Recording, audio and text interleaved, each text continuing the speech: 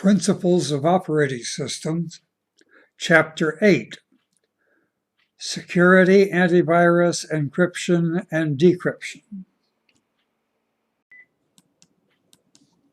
Humans do things they shouldn't. Sometimes they do it by mistake, sometimes they do it out of ignorance, and occasionally they do them intentionally. Now, we can never completely eliminate these human errors, but we can minimize them with robust user authentication systems and user access security systems. Minimize them, or at least reduce their damage. These systems can ensure that only authorized users have access to the system, and that the authorized users only have access to the resources that they are approved for.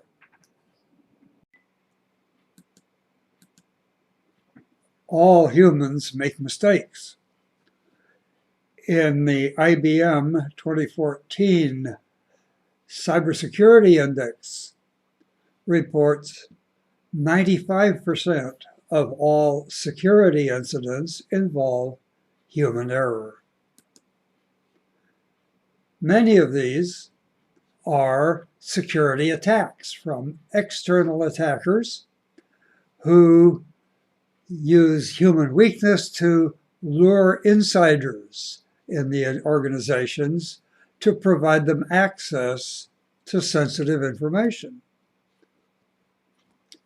These kinds of mistakes are especially costly since they tend to involve insiders who have access to the most sensitive information. According to the Federal Computer Week, the greatest impacts of successful security attacks involving insiders are exposure of sensitive data, theft of intellectual property, and introduction of malware.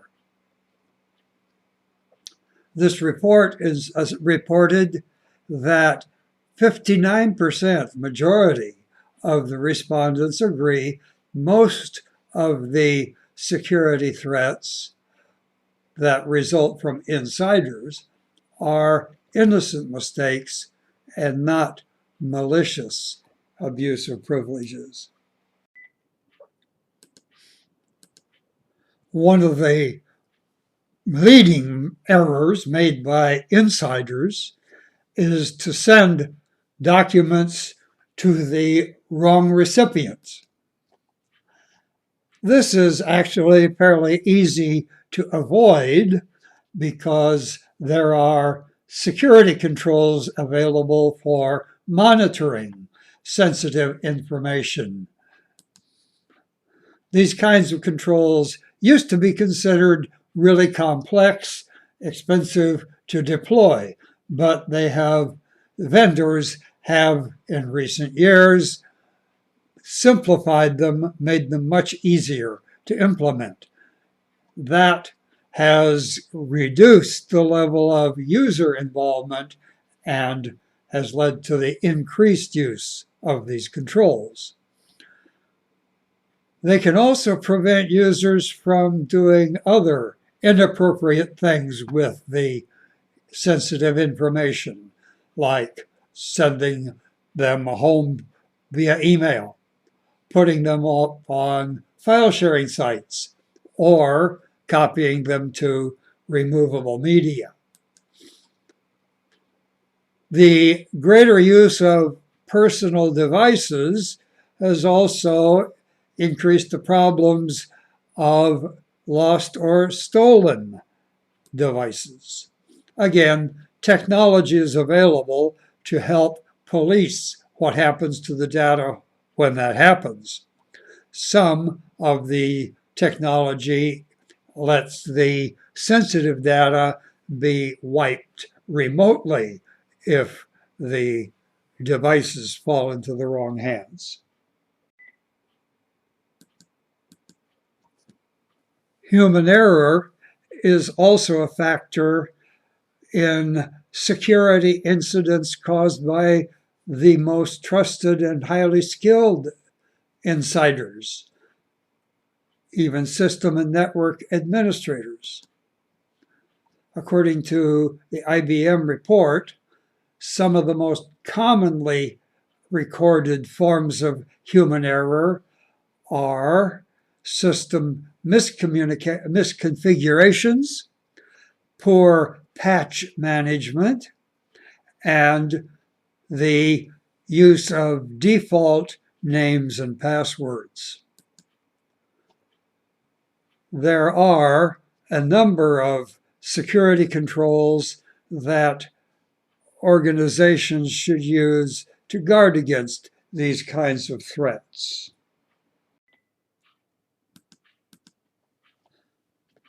The human interest factor is also exploited by external attackers. It's one of the factors that leads to most success in security attacks today. Many of these attacks involve social engineering techniques to lure individually targeted users into making mistakes.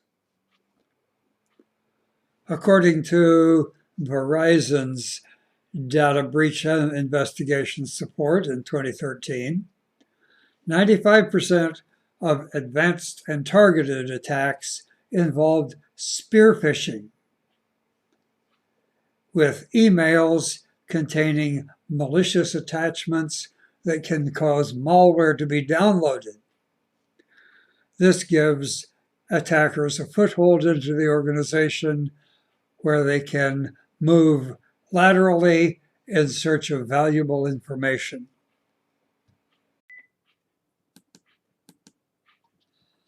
There is some evidence that users are getting better at avoiding these spear phishing attacks. Verizon's 2014 report found that the proportion of successful spear phishing attacks has dropped by 78% to 78%. It could be that this is because users are catching on and are not falling for the tricks so often, or is it that the smarter attackers are using other tactics? It would appear that, at least in part, that is the case, since the 2014 report found a big increase in the use of strategic web compromises. Malicious URL links contained in emails have been a favorite tactic, but users are catching on to this one too, possibly taking advice not to trust these kinds of links, to type the URLs into their browsers manually rather than just clicking on them. Legitimate websites are increasingly being targeted to be hacked. They are, after all, just the kinds of websites that users routinely visit and trust. These compromised websites are generally used in attacks that target specific users, specific kinds of groups.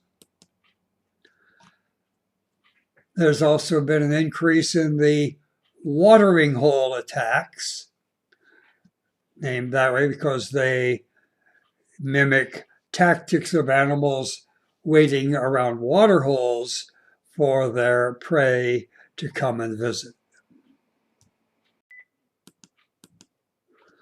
There are technologies available for organizations to guard themselves against external factors, guard themselves against targeting of individual users. It's often said that any successful organization must focus on people, processes, and technology, and in that order. Technology provides automated safeguards and processes to determine what to do to achieve a particular end. But even organizations with the strongest security practices are vulnerable to human error.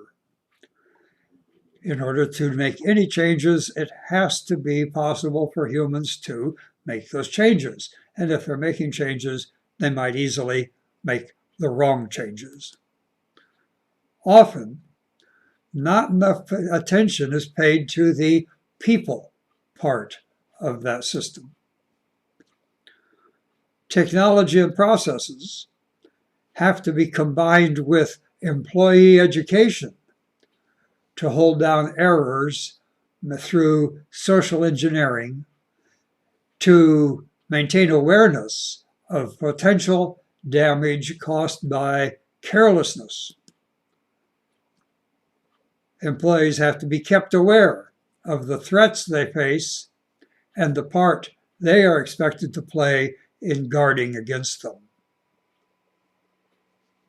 Keeping your organization safe relies on constant education of employees about identification of suspicious communications and new potential risks.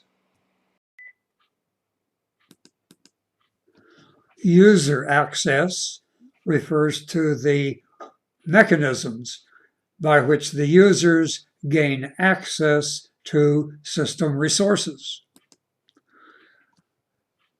In any computing system, it's the operating system that's the backbone of the entire computing environment. All resources are controlled by it and run from it. This means that the operating system is the core of the entire system security. Now, security involves many layers. One of the layers is the physical security of the computer system itself. Anybody that's in physical proximity to the computer can be a threat. They can also come from unauthorized access through the web, through compromised applications, or just poor user habits. There are several different security measures implemented in operating systems to secure user access. Limitations on user accounts, password policies, user permissions are some of them. Limitations on user accounts involves limiting the number of authorized users who have access to the operating system and related applications. Limiting access to the operating system enables better control of system administration, accountability, and troubleshooting. Limiting access to applications, individual applications, can ensure that only the right users get to use applications that they need to use. The system, of course, has to be constantly audited to take into account changing of responsibilities of individual users, and especially to account for users who have left the company or business for one reason or another. Legacy accounts can be a huge security threat. It's important to ensure that access to network servers, operating systems, and applications are controlled by a system of passwords. One of many security layers, one of the most basic forms for user access security in any system. Good password policies with emphasis on strong password and combinations is essential. There are many tools online to break simple passwords, and these, of course, will lead to compromise of a system. Enforcing frequent password changes is also critical. Familiarity can always lead to compromise. If a user's password has been compromised, at the very least, requiring frequent changes cuts down the time during which it can be used to compromise the system. The policy of frequent password changes also has the effect of ensuring that legacy accounts don't become weak points in the system.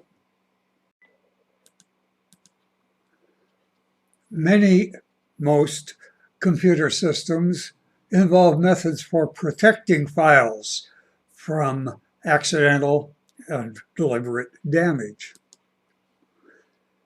Computers with multiple users have file permissions for controlling who it is that can do what to which files and folders.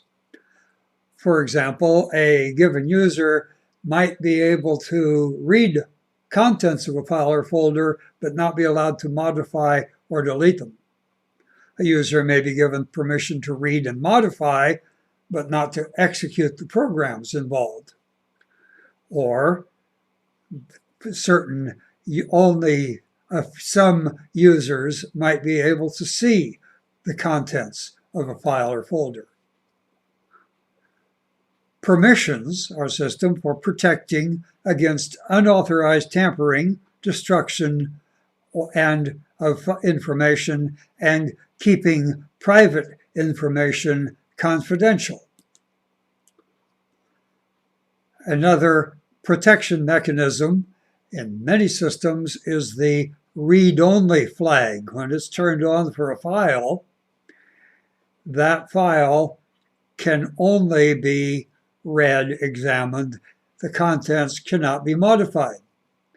This is useful for critical information like operating system data files, critical information that should not be modified or erased. Some systems also include a hidden flag to make the files invisible. This flag then is used by the computer system to hide essential system files that users should not change. It makes it easier to not change something if you don't even know it's there. User permissions are just who it is has access to what.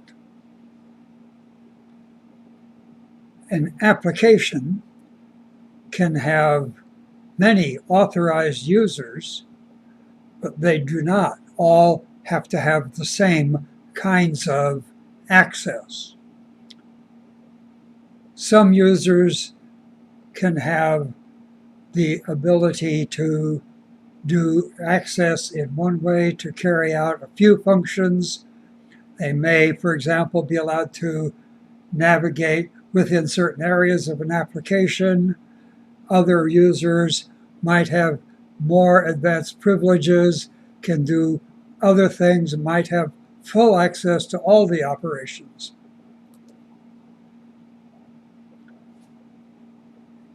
Ensuring that users have the minimum of permissions required for them to do what they are supposed to be doing is the safest system. It protects everybody against everything. Unauthorized access and malicious attacks need to have passed through some kind of access authentication.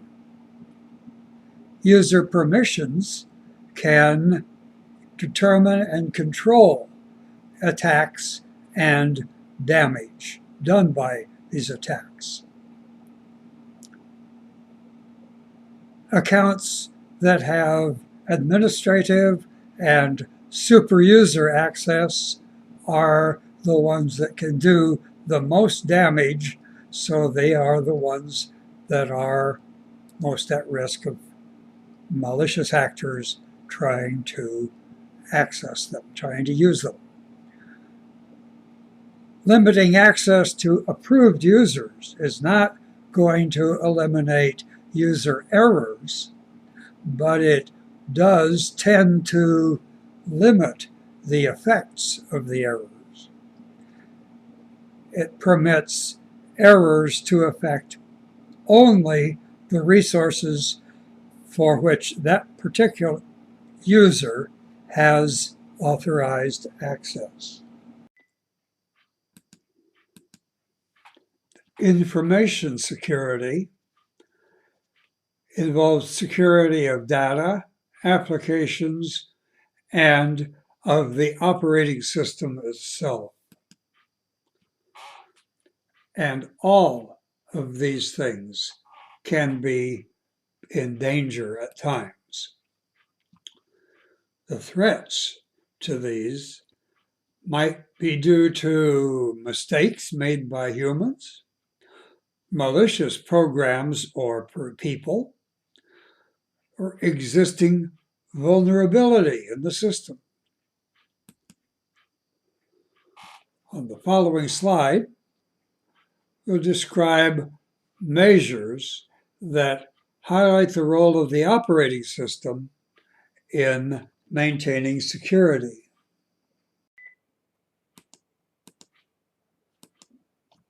Authentication is one of the methods used to ensure that the user accessing a program is authorized to access that program.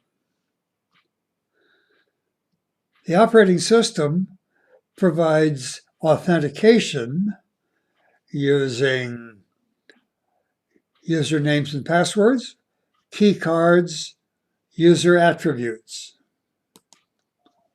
Usernames and passwords are names and passwords registered with the operating system to whom it allows access at the time of login. Key cards are physical cards programmed by the operating system with unique identifying information allowing the user to log in. User attributes are physical characteristics used to identify the user at login time. Physical attributes may include fingerprints, signatures, eye retina patterns. Cyberspace and its infrastructure are vulnerable to a wide range of risks, both physical and cyber. Sophisticated actors, even possibly especially nation states, regularly attempt to exploit vulnerabilities of digital systems to steal money and information, and are developing capabilities to destroy, disrupt, threaten the delivery of services. Information security threats come in many different forms. Software attacks, theft of intellectual properties, identity theft. Most computer users have experienced software attacks of some sort. Viruses, worms, phishing, Trojan horses. Theft of intellectual property has been an extensive issue for many businesses, especially IT businesses. Identity theft is simply the attempt to act as someone else, usually to get personal information or take advantage of their access to information.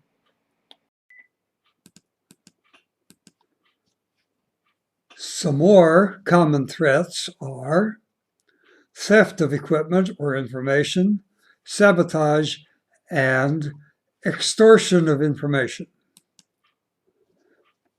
Theft of equipment or information is becoming more prevalent because so many devices are mobile and hence prone to be stolen. The more capacity for data that they have, the more valuable they are.